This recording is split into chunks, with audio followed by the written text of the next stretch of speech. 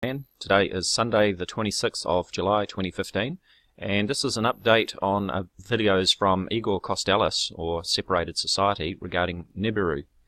Now, Igor uploaded this video last night New Zealand time on how to locate Nibiru in the sky. In this video, first of all, Igor presents some information about how cameras work. And he says, before we start, you must first learn the difference between the human eye and the camera. So here are some facts that you must learn. If you already ignore these facts before we even start. So we go through, and there is all this information about how the cameras work, all about sensitivity, about ISO settings, lux, all that sort of thing. And then once we've been through all of that, then we get some text explaining about where to look in the sky to see Nibiru. So at about 3 minutes into the video, we read here that now when we know these facts, that is about the cameras, it's clearly visible that we don't need a telescope, but rather a good and high-resolution HD color camera, which has possible to set an ISO exposure manually to a higher value.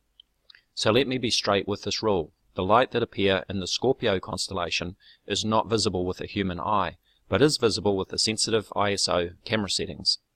The second and very important is that you must have an astronomical program.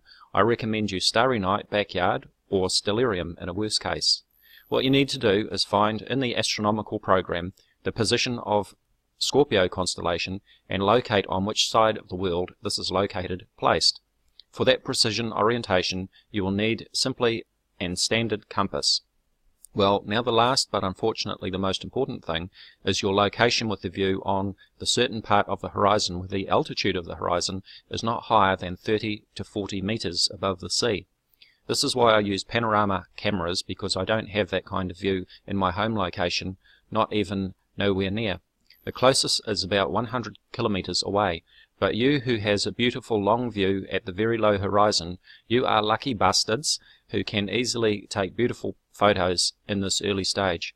In November, this won't be necessary anymore because the visibility will be possible with naked eye, but only in the case that the sky is not cloudy, which I personally doubt. So for owners of the photo camera with rich ISO choice, this is a perfect opportunity to make beautiful photos if they live on the right place. Very simple, but under certain very advanced condition. Well, just to back up to the top there, the first thing that Igor says that we need is a sensitive ISO camera with HD color, what he says a rather good and high resolution HD color camera, which has a possibility to set an ISO exposure manually to a high value. Well, it so happens that I have one of these cameras which belongs to the observatory that I'm a member of, and it's a Canon EOS 60DA DSLR camera. Now the normal version is a 60D. We have the 60DA. The A stands for astrophotography. Now this camera has been factory modified so that it doesn't have the infrared cut filter in it, which removes the infrared range, which is normally cut out in cameras. This is why some cameras are modified by people. We've recently seen Crow 777 modify a camera so that he can also get the infrared wavelength. Now this is not a true infrared camera as such, but as I say, it does not have the infrared cut filter that ordinary DSLR cameras do, like the ones that Igor is recommending here, and indeed like the one that is used at the Starnberger C webcam. It is in fact a Canon 1100D.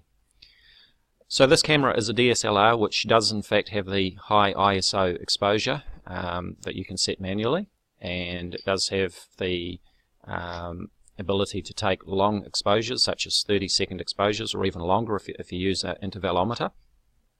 And of course I also have the other thing that Igor recommended, which was Starry Night. I have Starry Night Pro version 6, and from that we can check and confirm the position of Scorpio. Now I saw this video just before 11 PM last night New Zealand time. I saw that Igor had uploaded this video. So on reading through his video, I thought fantastic, because I happen to know that Scorpio is high in the sky at the moment, as seen from New Zealand at night. So I grabbed that Canon 60DA camera and I rushed outside and I set it up on the tripod and I aimed it at Scorpio and I took a series of photos. So let's have a look at Starry Night and see where Scorpio is in the sky at that time. So this is the view from my location at 4 minutes past 11 on July, I'll just bring that back to July 25, which was last night. And as we can see, we've got the constellation of Scorpius, or Scorpio, the Scorpion, fairly high in the sky. And at the moment, if I center that, we are looking at an altitude of about 60 degrees that you can see there. So there's Scorpio, the Scorpion, nice and high in my sky at 11 p.m. And let's have a look at the photos that I took last night. Okay, I'm just going to flick, I'll zoom in here so you can see the shape of the constellation marked out with the lines there.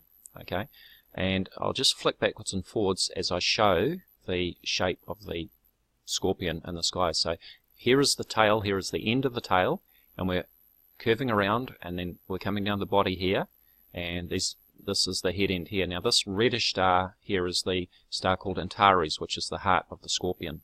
So I'll just flick backwards and forwards, and hopefully you can sort of get an idea of that. Yeah, it's a bit hard to see on here. Where is Antares? Really, there it is. That's Antares there, that star there. Okay, which is this one here. So this was taken, this was a 10-second exposure that I took. As you can see, we've got a bright light source down the bottom of the image, which is actually the moon. So if I flick back to Starry Night and just zoom out here, you can see that the moon is right there, and we've got Saturn there. So obviously I didn't want to have the moon in my image because it's fairly bright. It's first quarter, and that's why we've got so much light in the sky at the moment. We can see that the little puffy clouds are quite well illuminated from the moonlight. But there is Scorpio, nice and bright. I'll flick through the images, and I'm going to go backwards. Let me see. Okay, I just froze there for a minute. Okay, so I'm going to step backwards and point out where the Scorpion is. There's the tail curving down. There's Antares. Let's go back. Now, these are the first images I took where the I had the camera set at a higher f-stop setting, so that meant that the aperture was not open as much, and so we had less light coming in. So although we can see more of the shape of Scorpio, the constellation there, without all of the other stars, it means that we can't see the other stars and objects in the sky as well. So there's the first image that I took. There is Scorpio there, okay, centered, and then stepping forward again, I moved the camera around so that we could see more of the sky. And again, this is the moon, and this here, that is a lens flare from the moon because it was just out of view. So stepping forward, and again the moon is down here, and you can see a little lens flare just down here behind the plus there. That is a lens flare, it's not Nibiru. So as far as I can see, I don't see Nibiru right where Igor tells us it should be. Now I'm using a high ISO camera. The ISO setting here was set to 3200, and as I say, it was a 10-second exposure. And if I'd set the ISO or the exposure time any longer than that, then because of the bright moonlight, we would have everything would have been drowned out in light. And unfortunately for the next few nights, the moon is actually going to be cutting through Scorpio and getting bigger and brighter, and then it's heading towards a full moon, which means that the sky is going to be full of moonlight. But there we have it, no sign of Nibiru. So, and this is with a 60DA. As I say, the A stands for astrophotography. So it has the modified filter, or in fact, in the factory they've left out the infrared cut filter. It hasn't been modified, they've simply left out the cut filter.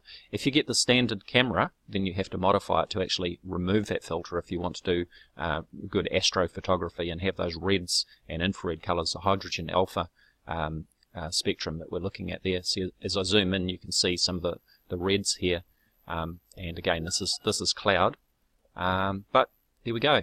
We can see millions of stars as I zoom in, but no sign of Nibiru. And according to Igor, we need to use a high ISO camera with manual exposure, manual ISO setting, and even better, as I say, this one does not have the infrared cut filter in it, so we're actually seeing the infrared into the infrared spectrum in this.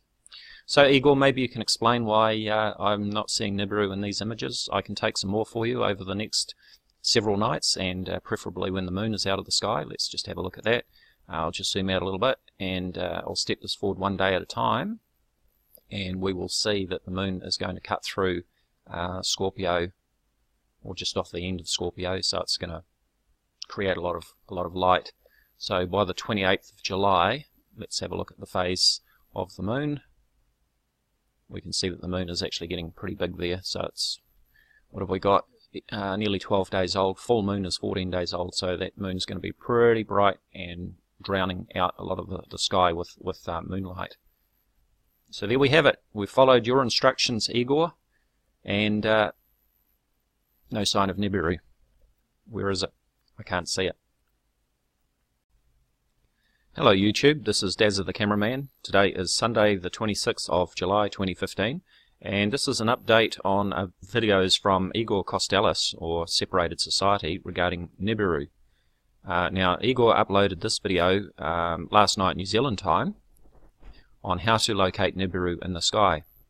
In this video, first of all, Igor presents some information about how cameras work.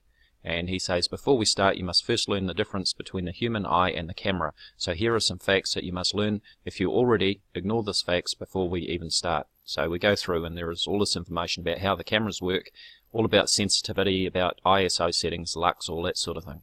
And then once we've been through all of that, then we get some text explaining about where to look in the sky to see Nibiru.